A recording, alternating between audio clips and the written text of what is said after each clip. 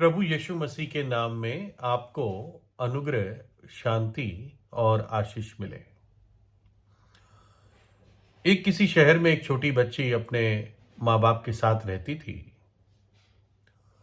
और एक दिन उसने अपने हाथ को उठाते हुए अपनी मम्मी को दिखाया कि मम्मी देखो, मेरा हाथ उल्टी तरफ मुड़ रहा है। जैसे हाथ ऐसे मुड़ता है, लेकिन उसका कहना था कि पूरा ऐसे मेरा हाथ मुड़ रहा है। और कारण क्या था? उसकी कलाई टूट गई थी। जो हाथ का जॉइंट है, वहां से उसकी हड्डी टूट गई थी। और अजीब बात थी कि उसकी आंखों में कोई आंसू नहीं थे, क्योंकि ये कितना दर्दनाक घटना होती है अगर किसी नॉर्मल आदमी को हो जाए। और ना उसको कोई भी दर्द महसूस हो रहा था। अजीब बात थी। और तब ये बच्ची 4 साल की थी। जब वो 6 साल की हुई तो माँ बाप ने देखा कि ये थोड़ा लंगड़ा के चल रही है। और जब डॉक्टर के पास ले गए तो पता चला कि उसका जो पैर के ऊपर की जो हड्डी है, जांग की, उसमें फ्रैक्चर हो गया है। उसमें कोई क्रैक आ गया है। लेकिन तब भी इसको कोई भी दर्द महसूस नहीं हुआ। जब ये लेख लिखा गया था तब तक वो 14 साल की हो चुकी थी। और कई बार उसके हाथों पैर पे घाव या ऐसे कुछ निशान मिल जाते हैं जो उसको लग जाते हैं और उसको पता नहीं चलता। और वो खुद सोचती है कब हुआ, कैसे हुआ। क्योंकि हमें अगर चींटी भी काट जाए, मच्छर भी काट जाए, तो हमें पता चलता है कि यहां पर काटा और वहीं पे हम खुजालते हैं। या कोई घाव लग जाता है, वहीं पर हम दवाई या फर्स्ट एड करते हैं। लेकिन ये बच्ची को कोई भी दर्द महसूस नहीं होता था। और जो मेडिकल स्पेशलिस्ट होते हैं वो ऐसे केस से बहुत ही बैफल्ड रहते हैं। उनको खुद भी इसका कारण नहीं पता चलता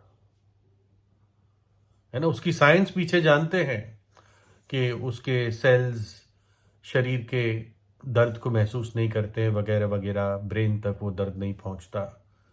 लेकिन ये जो पर्टिकुलर बीमारी है, ये अभी भी उनके लिए एक रहस्य है। लेकिन इस बीमारी को वो लोग, मेडिकल स्पेशलिस्ट, गैंग्लीन न्यूरोपैथी कहते हैं। गैंग्लीन न्यूरोपैथी। और अर्थ है दर्द के प्रति कोई भी एहसास नहीं। सुन, बॉडी चल रही है, लेकिन दर्द के लिए वो सुन्न है। लेकिन इससे एक बहुत भारी और भयंकर कंडीशन है, स्थिति है, जब एक व्यक्ति पाप के प्रति सुन्न हो जाता है या सुन्न हो जाती है। परमेश्वर का वचन ऐसे लोगों के बारे में कहता है, 1 तिमुथियुस में, ये उन झूठे मनुष्यों के कपट के कारण होगा जिनका विवेक मानो जलते हुए लोहे से दागा गया है। उनका विवेक जलते हुए लोहे से दागा गया है। फिर लिखा है इफिसियों 4 में, इसलिए मैं ये कहता हूं और प्रभु में जताए देता हूं कि जैसे अन्य जाति लोग अपने मन की अनर्थ की रीति पर चलते हैं, तुम अब फिर से ऐसा ना चलो।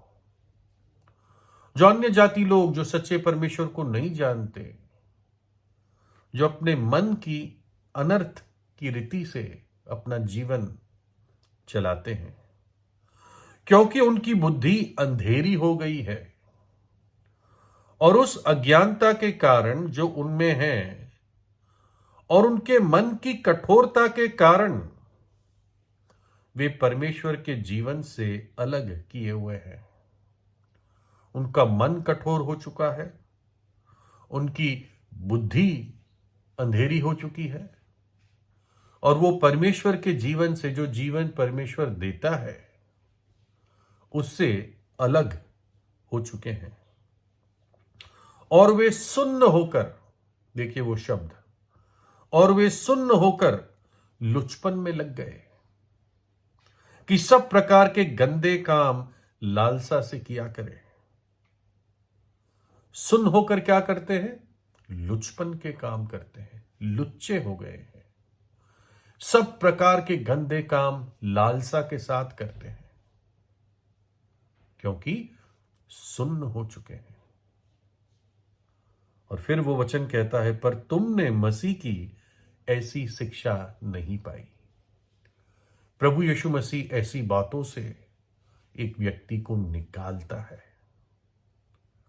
जो व्यक्ति प्रभु यीशु पर व्यक्तिगत विश्वास रखता है, एक धर्म के समान नहीं, परंतु वो व्यक्ति जो कह सके उसे, मेरा प्रभु, मेरा परमेश्वर।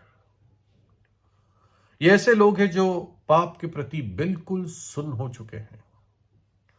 अपने लुचपन और गंदे काम करने के लिए कई बार ये लोग धर्म की आड़ लेते हैं,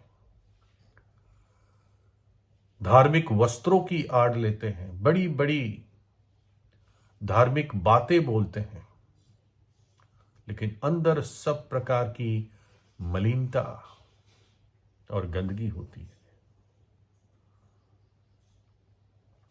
बहुतेरे होते हैं जिनको परमेश्वर का कोई भय नहीं होता। बस उनको यह होता है कि हम अपने धर्म कर्म के काम रोज करते रहे, रीति रिवाज पूरे करते रहे, बस, और क्या। इसी से वो अपने आप को संतुष्ट करते हैं।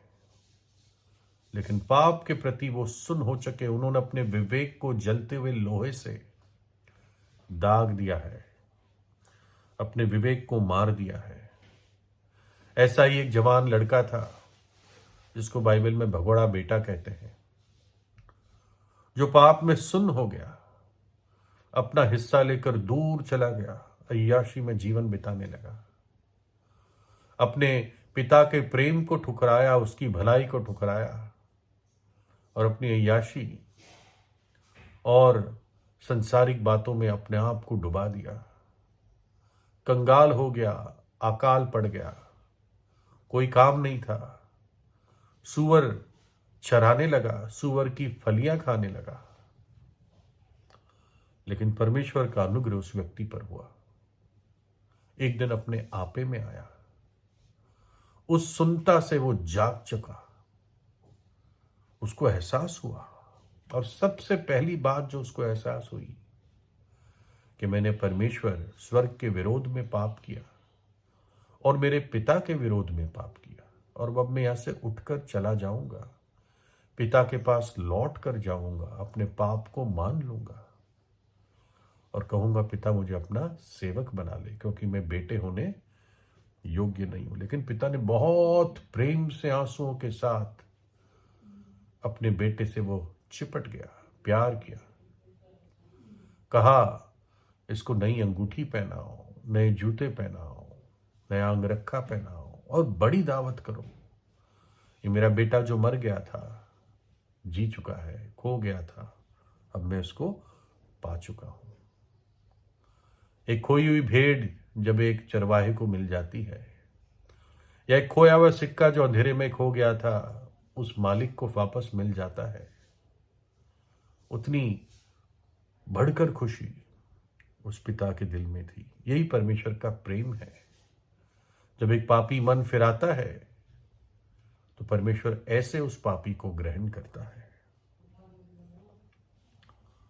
क्योंकि परमेश्वर नहीं चाहता है कि मनुष्य अपने पाप में नाश हो जाए।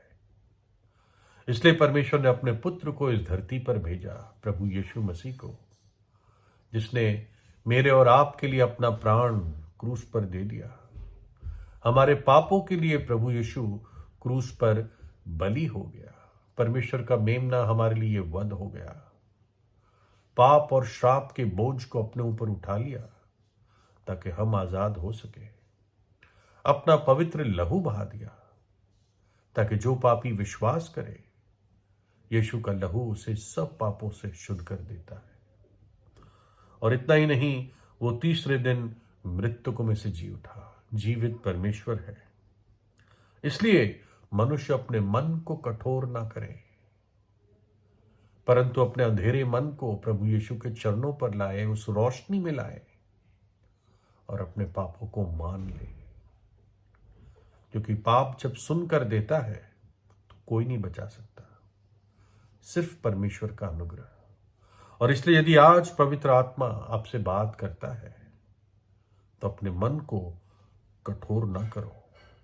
हर एक कठोर पात्र तोड़ दिया जाएगा टुकड़े टुकड़े में, लेकिन जो अपने आप को नम्र करेगा, दीन करेगा, पश्चाताप करेगा, मन फिराएगा, परमेश्वर उसको ग्रहण करेगा। एक टूटे मन को परमेश्वर कभी तुच्छ नहीं जानता। परमेश्वर प्रेम है, पर बाइबल ये भी कहती है वो भस्म करने वाली आग भी है। तो बेहतर है कि हम प्रेमी परमेश्वर के हाथ में पड़े। आज वो उद्धार करता है।